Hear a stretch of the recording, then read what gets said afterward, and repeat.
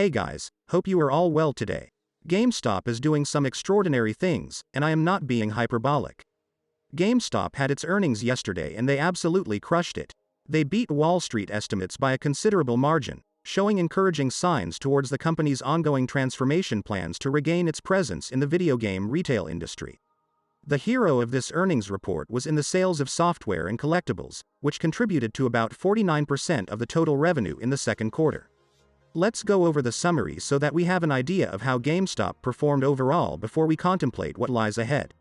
So, for the second quarter of the fiscal year, GameStop reported net sales at $1.16 billion, compared to $1.14 billion in the second quarter of last year.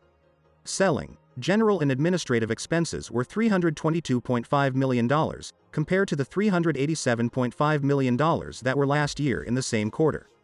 Transition costs related to European restructuring efforts were $4.3 million for the second quarter. Cash equivalents and marketable securities were $1.20 billion at the close of the quarter. Long-term debt continues to be one low-interest unsecured term loan associated with the French government. When we look at the numbers, the sheer magnitude of change is crazy. Check this out.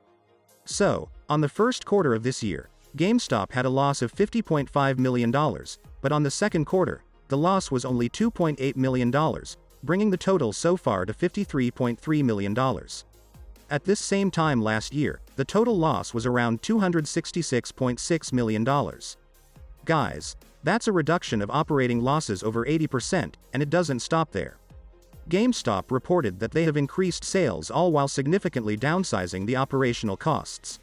Over the last 3 quarters, GameStop is down around $5.1 million, a very impressive improvement. Looking into the future, if GameStop manages to be profitable in the third quarter, the next earnings report for you smooth brains, it will most likely put them up profitable over the last 12 months.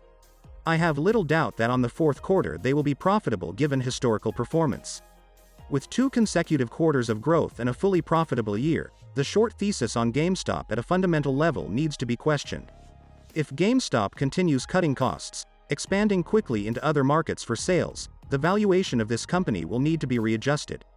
This is soon to say, and I by no means am hyping this up to happen anytime soon, but if GameStop continues growing like this, it could be possible they could implement a dividend as well. My biggest concern is that physical media is dying, but on this earnings report, GameStop proved to be able to raise sales in other products and services. If it keeps growing this way, by the time video game consoles finally rid themselves off of discs, GameStop's main revenue pipelines will not be significantly affected, which is by far my biggest concern. I am in absolute shock and hype as I see GameStop making the turnaround it deserves. The decisions being made at the top are coherent, all effectively working to benefit the shareholder.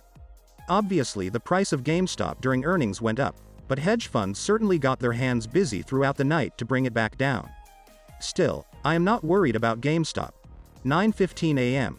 They have no debt, operating at a tiny loss which will most likely turn positive in either of the next 2 earning reports for the year. I look forward to seeing where GameStop wants to expand next. I know their NFT wallet venture was a failure, but that did not destroy the business as we clearly see. GameStop is and has always been the main play for MOAS, and the strength of these numbers can only solidify my resolve around this company. As it strengthens, it definitely becomes more appealing to other potential investors as well. I have been asked if it makes sense to dump all your investment money into GameStop by many people. I would say that is not a smart move. I still adhere by the confines that diversifying your portfolio is what is best for people. Buying blue chips, dividend stocks, defensive and growth will definitely strengthen anyone, but I also say that buying some GameStop as well sounds like a good idea. Don't get me wrong, GameStop still has tons of things it must fix. It has to grow those revenue streams significantly more. Though there is marked improvement, the biggest contributor to this success was reduced costs. Now we need GameStop to start finding and enhancing its revenue streams. Similarly, I have also seen people, even analysts, talk about a potential acquisition. That makes very little sense to me. GameStop does not have something in particular that a company would inherently need. Its business is still shaky, and that puts that acquisition thesis in the highly unlikely category.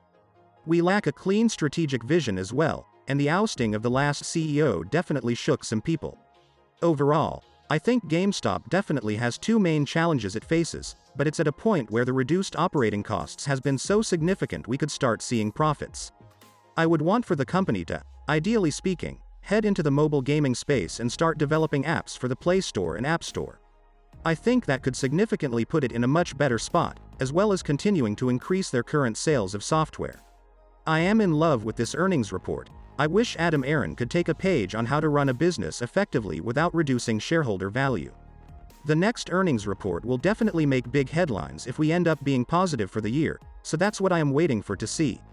With that said, that's all I have for today. Let me know your thoughts down in the comments below. Come join my Discord if you are interested in chatting about these things or if you like day trading. Have a great rest of your day and to the moon.